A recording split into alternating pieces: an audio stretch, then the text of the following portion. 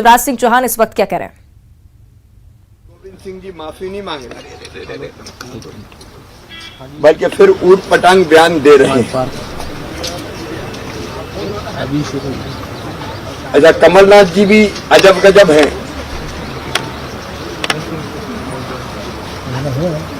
वो भी गोविंद सिंह जी का समर्थन कर रहे हैं कि भाजपा फर्जी नाम ढूंढ ढूंढ के ला रही है। रानी कमलापति जी लाखों लाख हमारे भाई बहनों की, केवल जनजातियों की नहीं, मध्य प्रदेश के नागरिकों की श्रद्धा की केंद्र है।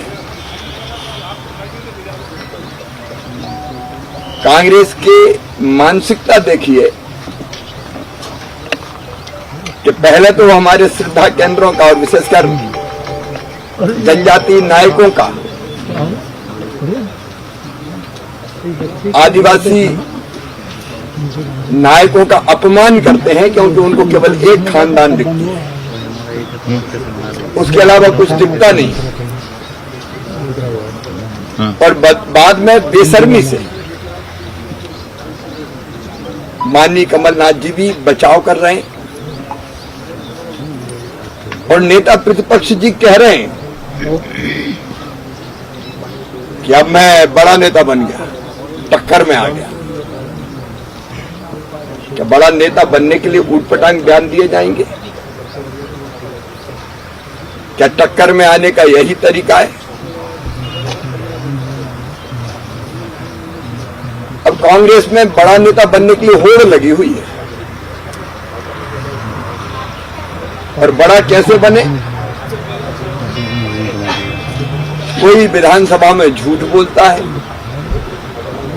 और निलंबित हो जाता है, कोई विधानसभा में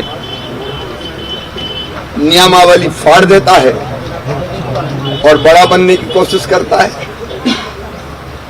कोई दिव्यांग को मारता है और बड़ा बनने की कोशिश करता है। अच्छा, कोई तो ऐसे बयान देता है कि मध्य प्रदेश में मुस्लिम्स की संख्या देश में कम हो रही है, ये भी बड़ा नेता बनने के लिए कर रहे हैं। और कमलनाथ जी को ये लगता है कि कहीं वो छोटे ना रह जाएं, इसलिए बड़े मियाँ तो छोटे मियाँ, बड़े मियाँ सुभान अल्लाह। वो खाते गांव में जाके बयान देते हैं कि खाते गांव के मतदाता नशे में है, और नशे में क्यों? बोले वो लगातार बीजेपी को जिता रहे, नशे में है। क्या ये जनता का अपमान नहीं है? क्या ये मतदाताओं का अपमान नहीं है?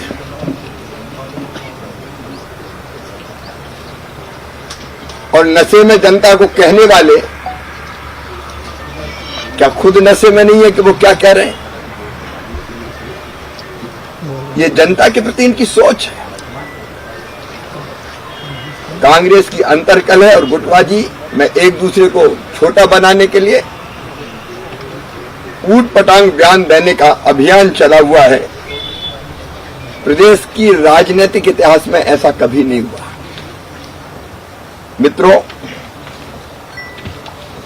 आज हमने 2 फैसले और किए हैं।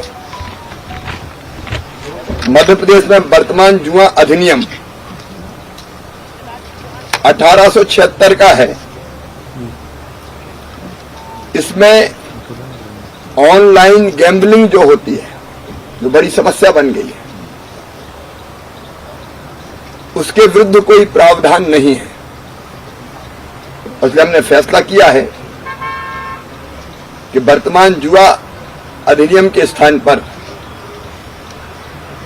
मध्य प्रदेश जुआ अधिनियम 2023 बनाया जाएगा, जिसमें ऑनलाइन गैम्बलिंग के खिलाफ पर्याप्त प्रावधान सम्मिलित किए जाएंगे ताकि ऐसे अपराधियों को भी हम दंडित कर सकें।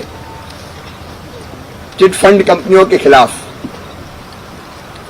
लगातार अभियान जारी है, उनके खिलाफ प्रभावी कार्रवाई, और जो इन्वेस्टर है जिनने पैसा लगाया है उनके पैसे लौटाने की कार्रवाई की निगरानी के लिए पुलिस मुख्यालय में एडीजी की अध्यक्षता में एक विशेष सेल का गठन किया जा रहा है ताकि इन कंपनियों के खिलाफ कार्रवाई भी हो और जिनने पैसा लगाया उनका पैसा वापस भी दिलाया जा सके। अवैध मदरसे और कट्टरता का पाठ पढ़ाने वालों को रिव्यू की आपने बात की, क्राइम की जो समीक्षा की, कई निर्देश दिए हैं, लगातार हम रिव्यू करेंगे। सर दिग्विजय सिंह कह रहे हैं कि आपकी वो आरटीआई एक्ट तैयार करेगी कांग्रेस कह रही है कि प्रदेश में।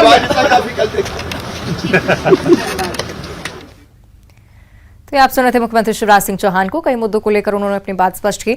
और फिलहाल अब बात करेंगे कोविड के आंकड़ों को लेकर। तेजी से कोरोना के मामले देश